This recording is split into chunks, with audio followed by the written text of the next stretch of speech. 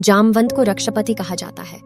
यह रक्ष बिगड़कर रीछ गया, जिसका अर्थ होता है भालू अर्थात भालू के राजा। लेकिन क्या वे सचमुच भालू मानव थे? रामायण आदि ग्रंथों में तो उनका चित्रण ऐसा ही किया गया है। रक्ष शब्द संस्कृत के अंतरिक्ष शब्द से निकला है। दरअसल दुनिया भर की पौराणिक कथाओं में इस तारामंडल को अलग अलग नाम से पुकारा जाता है, लेकिन सप्तऋषि तारामंडल को यूनान में बड़ा भालू लार्जर बेयर कहा जाता है। इस तारामंडल के संबंध में प्राचीन भारत और यूनान में कई दंतकथाएं प्रचलित हैं। पुराणों के अध्ययन से पता चलता है कि वशिष्ठ, अत्रि, विश्वामित्र, दुर्वासा, अश्वत्थामा, राजा बलि, हनुमान, विभीषण, कृपाचार्य, परशुराम, मार्कंडेय, ऋषि वेद व्यास और जामवंत आदि कई ऋषि, मुनि और देवता सशरीर आज भी जीवित हैं। कहते हैं कि जामवंत जी बहुत ही विद्वान हैं। वेद उपनिषद उन्हें कंठस्थ हैं। वह निरंतर पढ़ा ही करते थे और इस स्वाध्यायशीलता के कारण ही उन्होंने लंबा जीवन प्राप्त किया था। परशुराम और हनुमान के बाद जामवंत ही एक ऐसे व्यक्ति थे जिनके तीनों युग में होने का वर्णन मिलता है और कहा जाता है कि वे आज भी जिंदा हैं।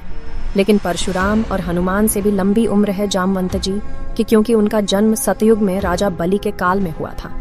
परशुराम से बड़े हैं जामवंत और जामवंत से बड़े हैं राजा बलि।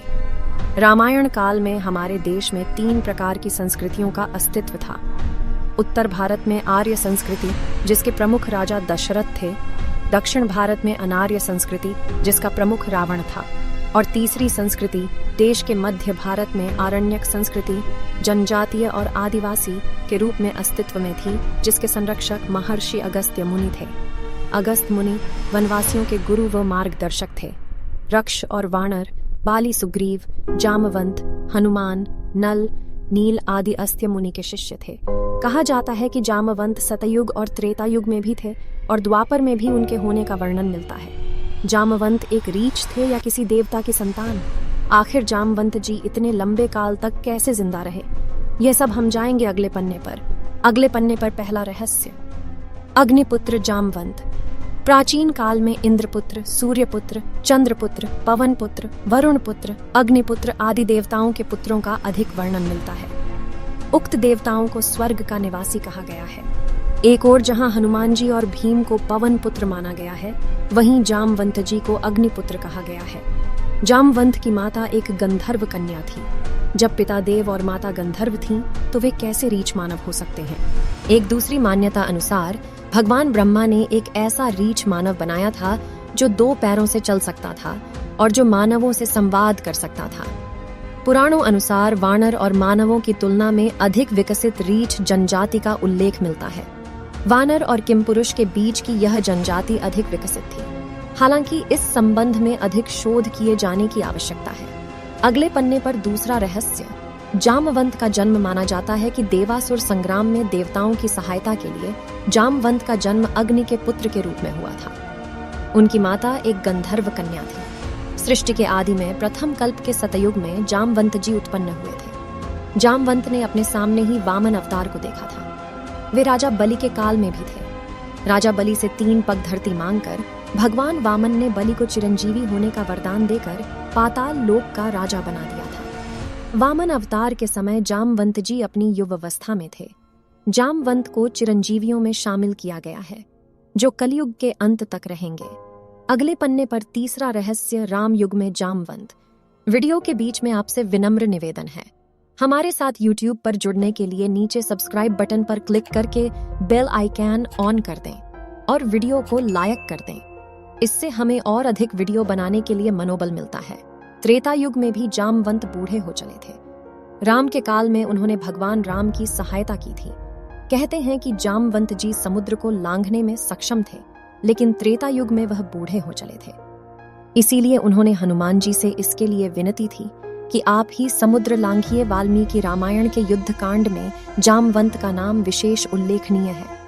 जब हनुमान जी अपनी शक्ति को भूल जाते हैं, तो जामवंत जी ही उनको याद दिलाते हैं। जामवंत के वचन सुहाए, सुनी हनुमंत हृदय अति भाई।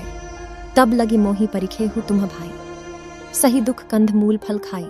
1 रामायण अनुसार वानर सेना में अंगद, सुग्रीव, परपंजद, पनस, सुषेण, तारा के पिता, कुमुद, गवाक्ष, केसरी, शतबली, द्विविद, मैद, हनुमान, नील, नल, शरभ, गवय लोग शामिल थे। माना जाता है कि जामवंत जी आकार प्रकार में कुंभकर्ण से तनिक ही छोटे थे। जामवंत को परम ज्ञानी और अनुभवी माना जाता था। उन्होंने ही हनुमान जी से हिमालय में प्राप्त होने वाली 4 दुर्लभ औषधियों का वर्णन किया था, जिसमें से एक संजीवनी थी। मृत संजीवनी चैव विशल्यकर्णी भी, सुवर्णकर्णी चैव संधानी व महोषधीम, युद्धकांड 33 विशल्पकर्णी, शरीर में घुस से अस्त्र निकालने वाली, संधानी घाव भरने वाली, सुवर्णकर्णी त्वचा का रंग ठीक रखने वाली, और मृत संजीवनी पुनर्जीवन देने वाली। अगले पन्ने पर चौथा रहस्य। जामवंत का अहंकार। राम रावण के युद्ध में जामवंत जी राम सेना के सेनापति थे। युद्ध की समाप्ति के बाद जब भगवान राम विदा होकर अयोध्या लौटने लगे तो जामवंत जी ने उनसे कहा कि प्रभु, इतना बड़ा युद्ध हुआ मगर मुझे पसीने की एक बूंद तक नहीं गिरी। तो उस समय प्रभु श्री राम मुस्कुरा दिए और चुप रह गए। श्री राम समझ गए कि जामवंत जी के भीतर अहंकार प्रवेश कर गया है। जामवंत ने कहा, प्रभु, युद्ध में सबको लड़ने का अवसर मिला, परंतु मुझे अपनी वीरता दिखाने का कोई अवसर नहीं मिला। मैं युद्ध में भाग नहीं ले सका और युद्ध करने की मेरी इच्छा मेरे मन में ही रह गई। उस समय भगवान ने जामवंत जी से कहा, तुम्हारी ये इच्छा अवश्य पूर्ण होगी जब मैं अगला अवतार धारण करूंगा। तब तक तुम इसी स्थान पर रहकर तपस्या करो। अगले पन्ने पर 5वां रहस्य। द्वापर युग में जामवंत स्यमंतक मणि को इंद्रदेव धारण करते हैं। कहते हैं कि प्राचीन काल में कोहिनूर को ही स्यमंतक मणि कहा जाता था। कई स्रोतों के अनुसार कोहिनूर हीरा लगभग 5000 वर्ष पहले मिला था और यह प्राचीन संस्कृत इतिहास में लिखे अनुसार स्यमंतक मणि नाम से प्रसिद्ध रहा था। दुनिया के सभी हीरों का राजा है कोहिनूर हीरा। यह बहुत काल तक भारत के क्षत्रिय शासकों के पास रहा, फिर यह मुगलों के हाथ लगा। इसके बाद अंग्रेजों ने इसे हासिल किया और अब यह हीरा ब्रिटेन के म्यूजियम में रखा है।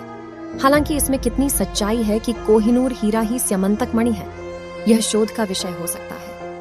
यह एक चमत्कारिक मणि है। भगवान श्री कृष्ण को इस मणि के लिए युद्ध करना पड़ा था। उन्होंने मणि के लिए नहीं बल्कि खुद पर लगे मणि चोरी के आरोप को असिद्ध करने के लिए जाम्बवंत से युद्ध करना पड़ा था। दरअसल यह मणि भगवान श्री कृष्ण की पत्नी सत्यभामा के पिता सत्राजित के पास थी और उन्हें यह मणि भगवान सूर्य ने दी थी। सत्राजित ने यह मणि अपने देवघर में रखी थी। वहां से वह मणि पहनकर उनका भाई प्रसेनजित आखेट के लिए चला गया। जंगल में उसे और उसके घोड़े को एक सिंह ने मार दिया और मणि अपने पास रखी ली। सिंह के पास मणि देखकर जाम्बवंत जी ने सिंह को मारकर मणि उससे ले ली और उस मणि को लेकर वे अपनी गुफा में चले गए, जहां उन्होंने इसको खिलौने के रूप में अपने पुत्र को दे दी। इधर सत्राजित ने श्री कृष्ण पर आरोप लगा दिया कि यह मणि उन्होंने चुराई है। तब श्री कृष्ण को यह मणि हासिल करने के लिए जाम्बवंत जी से युद्ध करना पड़ा। बाद में जाम्बवंत जब युद्ध में हारने लगे तब उन्होंने अपने प्रभु श्री राम को पुकारा और उनकी पुकार सुनकर श्री कृष्ण को अपने राम स्वरूप में आना पड़ा।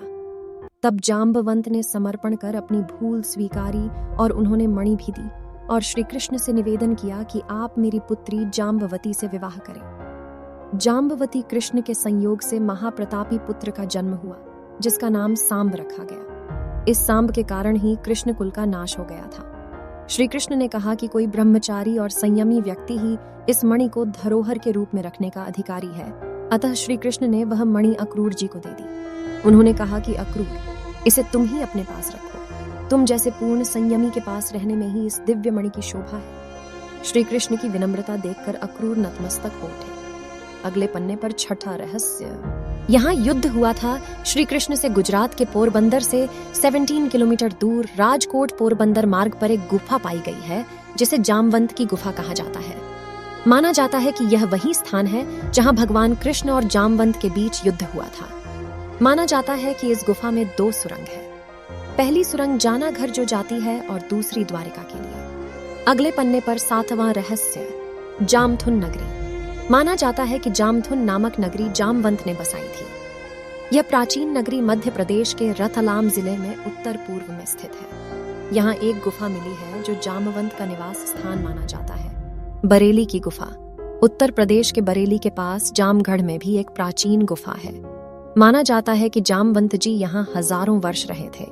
बरेली से लगभग 16 किलोमीटर दूर विंध्याचल की पहाड़ी पर पुराकाल से ही गणेश जामवंत की प्रतिमा स्थापित है, जिनके बारे में मान्यता है कि जामवंत जी द्वारा स्थापित यह प्रतिमा प्रतिवर्ष 1 तिल के बराबर बढ़ती जा रही है।